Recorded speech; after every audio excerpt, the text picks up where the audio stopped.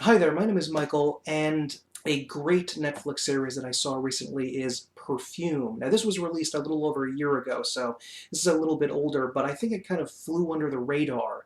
And I think it's worth talking about because it was fantastic. It's a German program that was produced by ZDF, the German national television station. It is based on a novel and later a movie released in the mid-2000s called Perfume, the Story of a Murderer.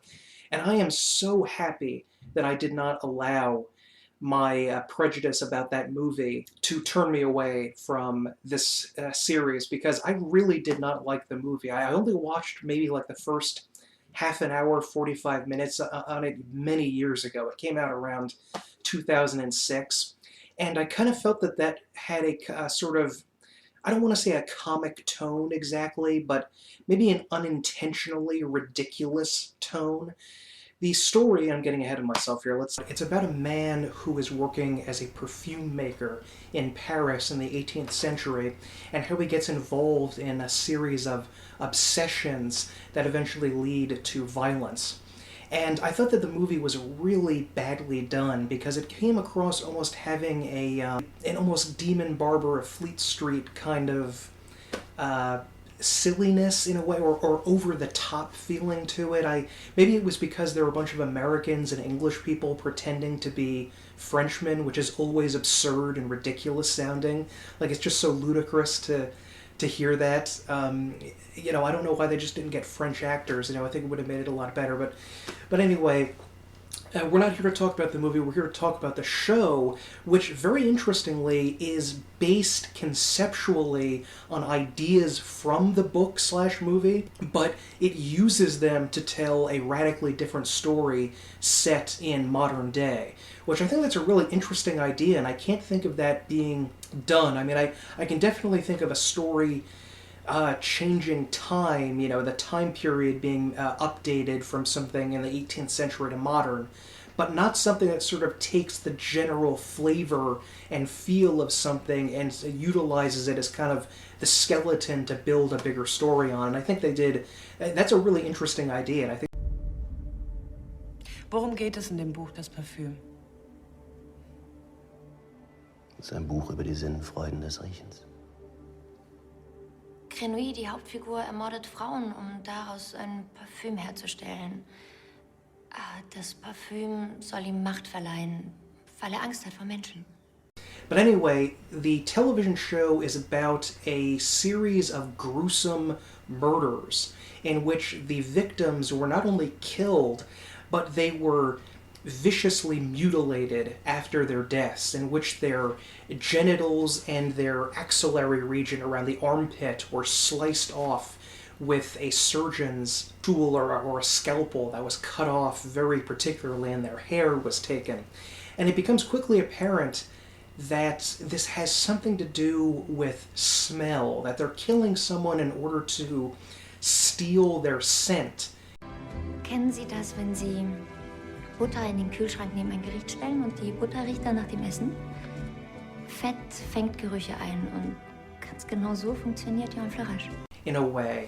And there's a big underlying feeling in the show about jealousy and about greed, about desperately wanting what someone else has and trying to use the most violent, awful means to just rip it away from them. And I think they do a great job in showing that kind of lustful desire for what other people's happiness is, of feeling dismal and miserable and being prepared to sell your soul to have what someone else has.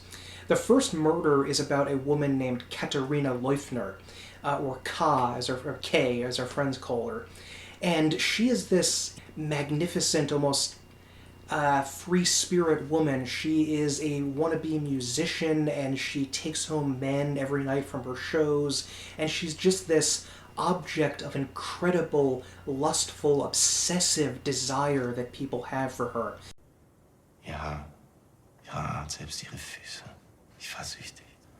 So much so that during her funeral, dozens of men who were her, one-night stand show up. They cannot stop thinking about her. They form this obsession in her mind of she has something that they desperately need and want to take from her. And, it starts out almost a little bit Twin Peaksy, which I kind of like, that the death of a beautiful young woman is used to kind of examine the broader mysteries going on in this town. The case involves, the main character is a woman named Nadia Simon, a local police inspector, I think a detective that was going to look into this. And she is played by an actress named Fredrike Becht, and she's fantastic. I'd never heard of this actress before, but she's great. And as far as I know from what I've seen her in before this was just this kind of trivial little, really allowed her to stretch her wings, but she does a fantastic job of making this wonderful woman, this character, Nadia Simon, come to life. And I really believe her, and I think she does a great job emoting during these very powerful scenes where she has to convey this complex emotion of empathy and misery and anger. Mach dir keine Sorgen. Ich regle das. Was regelst du? Die Abtreibung. Was ist der Unterschied zwischen meinem Kind und ihren Kindern? Es muss nur unauffällig sein. Darum würde ich dich bitten. Das darf keiner mitkriegen. Okay? The desire for joy and a growing obsession in her mind over what she wants and needs and what she's willing to do to get it, and her willingness to fight for the truth about what's going on when people try to bury this investigation and not really look too deeply into it. The police investigation very quickly focuses on 5 friends of Katerina who all knew one another 20 years before when they attended a private, men-only Catholic boarding school. The women in the group were people that lived in the area but were still made friends with the boys. And, this group of people is one of the best murder mystery casts I think I'd ever seen, because it's not really a whodunit, it's what have they done, because all of these people, all of these characters are evil. It's not like one of them is a vicious monster and you have to find out which one it is. They're all heinous and have all done terrible things. One of them is a vicious pimp who beats his women at the brothel he works at. And wenn du dir zu gut dafür bist, dann gehst du woanders hin, klar? Klar? Ja. Is just generally violent and horrible. Another one is a man that beats his wife. Schau mich an.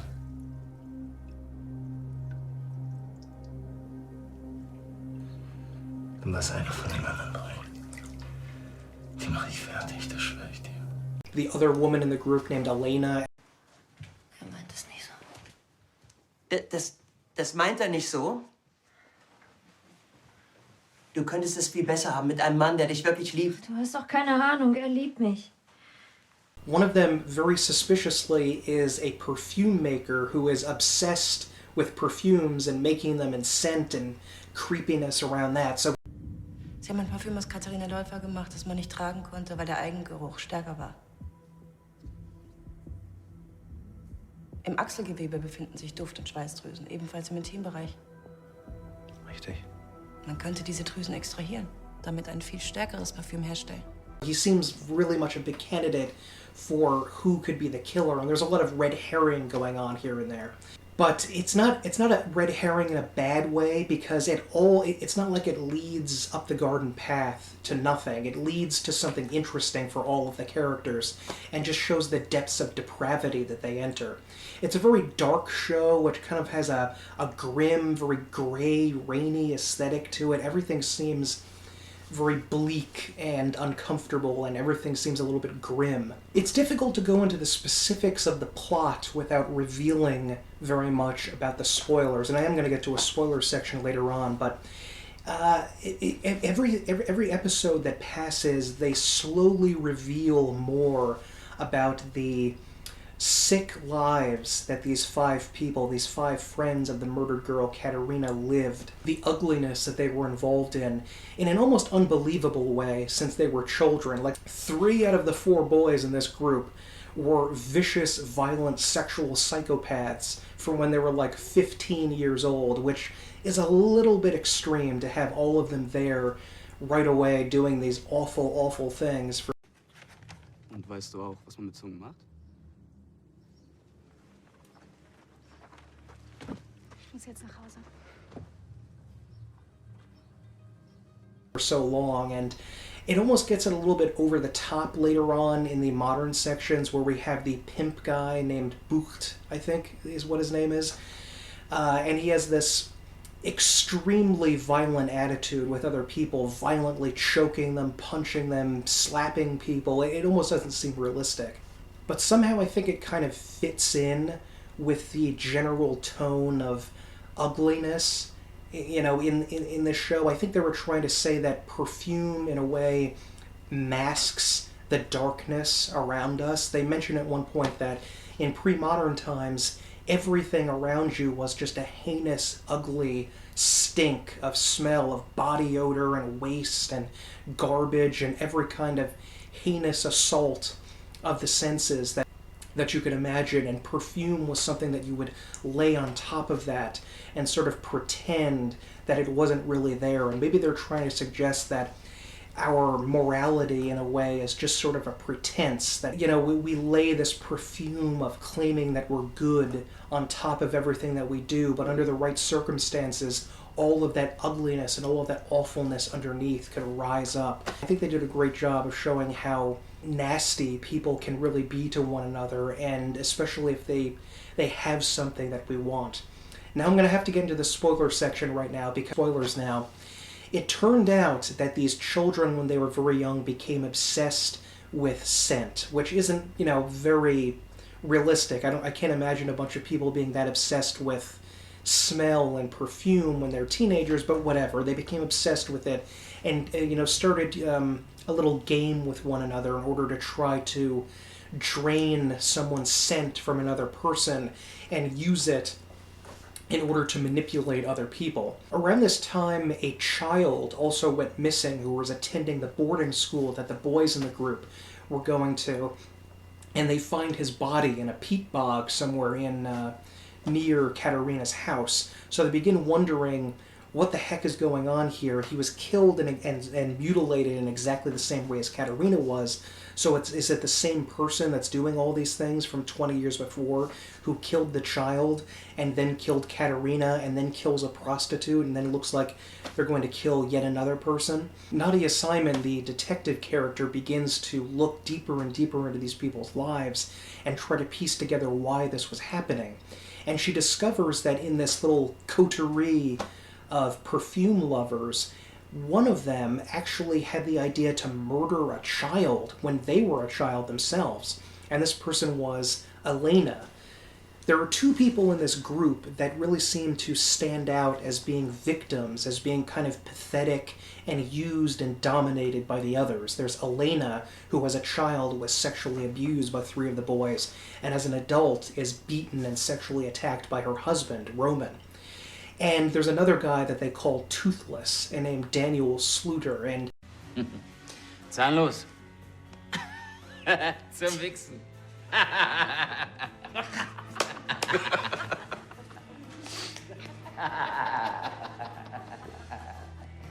this guy actually is missing most of his teeth. He sort of is not the most attractive guy in the world, and he's just sort of pathetic and put upon, and he's seeing a psychiatrist for a variety of mental issues he has, and he's constantly abused and smacked around and used, kind of an archetype of a character that's sort of the pathetic friend that's the butt of everyone's joke. And yet it turns out that in the past, Elena, after she had been viciously sexually assaulted by one of the people in the group, or multiple people in the group, had decided to escape her extremist religious father and the authorities that were going to take her away and put her in a home in order to steal the perfect, loving mother of another child. When she was only 13 years old, it doesn't make any sense and it doesn't feel realistic, but when she was only 13, she and Daniel actually trap this child, this other 13-year-old, poison him, and extract his scent. And then in an almost science fiction or fantasy kind of twist, they're actually able to use this scent in order to lure the boy's mother into adopting Elena.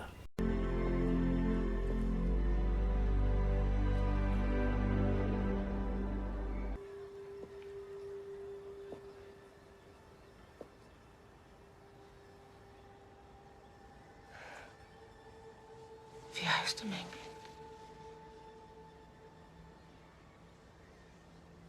Which is so, I mean, that's obviously ridiculous. You can't do that. You can't do that with scent.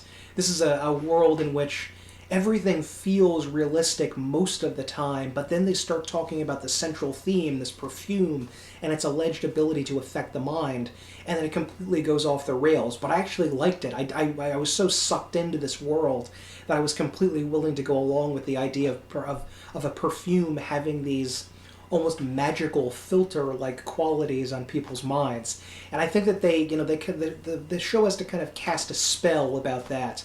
That doesn't really explain what's going on in the present, though, because they don't really reveal that until the very, very end. And I don't exactly want to spoil it, but this I'm not going to spoil because, at the very end, it's amazing that they kept you guessing until that last moment, but it's not Elena and Daniel, as you might think. It's someone, admittedly for similar motives, that is committing these murders, and you wouldn't really expect that this was this person that was doing it. During the series, the main character, Nadia Simon, who, weirdly enough, I'm not talking about her very much, I'm talking about these other people, but they're kind of the main focus of the investigation, so she's focused on them, and so are we. But anyway, the main character, Nadia Simon, who's investigating all of these people, is having an affair with her boss, a married man, and she desperately wants him to live with her, to leave his wife, and she wants, jealously, what he has and what his wife has. She wants to be in that place. And I think it was brilliant the way that they did that. They show the main character implicitly understanding and is only able to solve the crime because she is feeling the same things that the murderer is feeling. She's feeling the things that these evil, jealous people who desperately wanted what someone else had.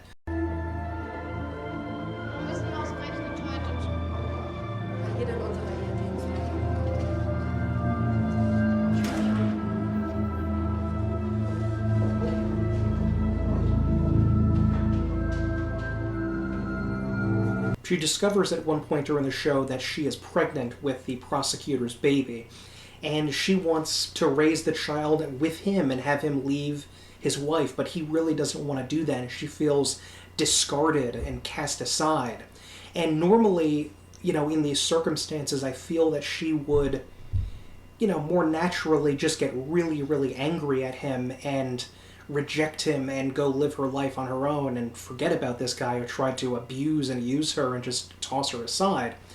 But she becomes obsessed with having what he has and what his wife has. She desperately needs it. And instead of turning in the murderer, she kills this person and takes this magical perfume that can get her to do whatever she wants, to get people to become obsessed sexually with her so she can have her prosecutor boyfriend leave his wife and join her. But it doesn't quite work out that way. I don't want to spoil it anymore, but anyway, this is such a fantastic series. I love the darkness, I love the psychological themes, I love the cleverness and the precision with which it was crafted. So the only negative I feel here is that we're kind of led into this through Katerina's death. This woman who I thought we were going to be spending more time learning about, but ultimately she wasn't all that important compared to the prosecutor character and the 5 friends that are still alive. She was just sort of a lead-in, and we don't really follow through enough, I think, on her and her personality and character. She sort of gets left behind in the final 3 episodes, where she's much more in the focus at the start. Furthermore, I think that we really should have had maybe an extra episode. They kind of have to rush things at the end because there are so many strands going off into so many different directions about many different characters, and we don't necessarily get the appropriate backstory, especially in the past, about what's going on, and it feels a little bit fast. But aside from that, I never thought I would like this show because of my disdain for the movie Perfume. But this ended up being a spectacular, gripping, interesting psychological drama that doesn't have the kind of dullness of a standard police procedural where it just feels sort of preordained. Like, even something well made like Wallander from Sweden has that kind of like the ending, everything is basically the same as you started out most of the time, not all the time, but and it doesn't have the kind of cliches that you would expect out of a standard serial killer investigation. The closest thing that I felt matched this was an excellent series from the UK in 2009 called the Red Riding Trilogy, which was also about a very, very dark world with frightening people in it and investigating mysteries of an insular kind of community in one area of England. But if you want a really good murder mystery full of a lot of suspense and, most importantly, very interesting characters, very well acted, and a lot of depth to what the characters are going through about the extremes of jealousy and need and obsession, the anger that you could have seeing someone else experience what you want but you don't have it. It's brilliantly well made. So anyway, tell me in the comments below if you've seen this and what you thought about it, what your ideas were about it, how you felt about the overall themes, especially about obsession, because I thought that was a really interesting idea, what you thought about the ending. If you're interested in seeing this based on my recommendation, tell me below what you think about it. And if there are any other Netflix shows like this, please, please, please tell me about them, because I desperately want to watch them. I'm starved for something on Netflix, a good TV show to watch. Please, if it's out there, I really want to know about it. I'm going to leave some of my reviews of a few other things from Netflix right here, so check those out if you're interested in them. And please subscribe if you want to see more videos by me. And yeah, thank you very much and have a good night. Hail the dead.